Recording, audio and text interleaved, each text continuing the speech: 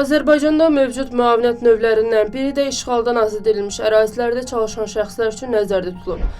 News 24 Global Infoza isnadla xəbər verir ki, bu bir dəfəlik müavinətdir və sözü gedən ərazilərdə işləyən mütəxəssisə ilkin maddi məişət şəraitinin dəstəklənməsi məqsədi ilə verilir. Müavinətin məbləği 600 manatdır. Həmin mütəxəssis 3 şərtə cavab verməlidir. Birincisi, peşə, orta ixtisas və ali təhsil haqqında dövlət sənədinə malik olmalıdır. Yəni, işçi yalnız orta məktəbi bitiribsə, o zaman işğaldan azad edilmiş ərazilərdə işləyən mütəxəssis sayılmayacaq. İkincisi, işçinin əmək stajı nəzərə alınır. Onun son 60 ay ərzində fasiləli və ya fasiləsiz ən azı 24 ay əmək stajı olmalıdır. Üçüncüsü, işçi Azərbaycanın işğaldan azad edilmiş ərazilərində əmək müqaviləsi əsasında işləyən şəxs olmalıdır. Bəs bu müavinəti necə əldə etmək olar? Sosial müavinətin təyin olunması üçün şəxs müavinət almaq hüququ yarandıqdan sonra yaşayış yeri üzrə Dövlət Sosial Müdafiə Fondunun struktur bölməsinə, dost mərkəzinə və ya şəhid ailələri üzvlərinin müharibə ilə əlaqədar xəsarət almış hərbi qulluqçuların və əlilliyi müəyyən edilmiş şəxslərin müraciətləri üzrə vahid əlaqələndirmə mərkəzlərinə müraciət edə bilərlər.